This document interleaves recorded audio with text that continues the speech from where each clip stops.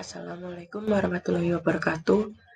Perkenalkan, nama saya Rizky Yusnawardianti dengan NIM 2005097413 dari kelas PTI 2020A. Di sini saya akan menjelaskan materi tentang model infrastruktur jaringan dari mata kuliah yaitu jaringan komputer. Infrastruktur jaringan itu apa sih? Infrastruktur jaringan adalah sekumpulan komputer serta perangkat yang lain pendukung komputer yang satu kesatuan. Media jaringan komputer tersebut dapat melalui kabel yang memungkinkan pengguna jaringan komputer dapat bertukar informasi. Infrastruktur dapat terdiri dari sekumpulan komponen-komponen fisik dan logik yang memberi pondasi koneksi, routing, manajemen, akses, dan berbagai macam fitur integral jaringan. Apa aja sih dari infrastruktur jaringan itu? Yang pertama ada infrastruktur fisik, dan yang kedua ada infrastruktur logikal.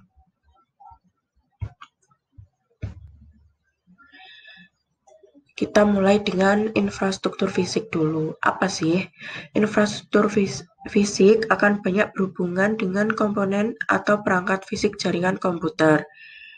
Topologi jaringan yang digunakan dalam infrastruktur fisik itu harus sesuai dengan kabel jaringan yang dipakai, seperti dalam penggunaan jaringan yang menggunakan Gigabit Ethernet. Maka seharusnya penggunaan kabel memakai CAT5E yang mendukung speed dari Gigabit tersebut. Infrastruktur fisik itu berhubungan dengan perangkat jaringan. Nah, perangkat jaringannya itu apa aja? Yang pertama ada router. Router merupakan sebuah alat yang mengirimkan paket data melalui sebuah jaringan atau internet menuju tujuan melalui sebuah proses yang dikenal sebagai sebuah routing. Router dapat digunakan untuk menghubungkan banyak jaringan kecil ke sebuah jaringan besar yang disebut dengan internetwork, atau membagi sebuah jaringan besar ke dalam beberapa subnetwork. Yang kedua ada switch. Switch merupakan titik percabangan dari proses transfer data sehingga jika switch mengalami masalah, maka seluruh koneksi jaringan dan proses transfer data akan terganggu.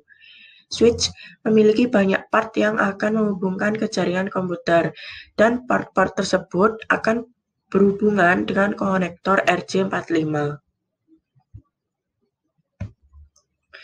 Yang ketiga ada bridge. Bridge merupakan perangkat jaringan yang memfilter lalu lintas data pada jaringan komputer dan mengurangi jumlah lalu lintas yang terjadi pada LAN dengan membaginya menjadi dua. Bridge beroperasi pada layer 2 OSI model.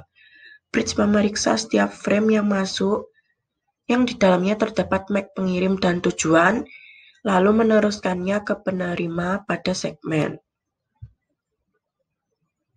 Selain kabel dan perangkat jaringan, infrastruktur fisik juga bisa termasuk di dalam teknologi Ethernet dan standar wireless, jaringan telepon umum atau PSTN, asynchronous transfer mode atau ATM, dan semua metode komunikasi dan jaringan fisik. Yang kedua ada infrastruktur logikal. Nah, infrastruktur logikal itu apa? Infrastruktur logikal itu adalah komposisi dari berbagai elemen software yang menghubungkan, mengelola, dan mengamankan host pada jaringan.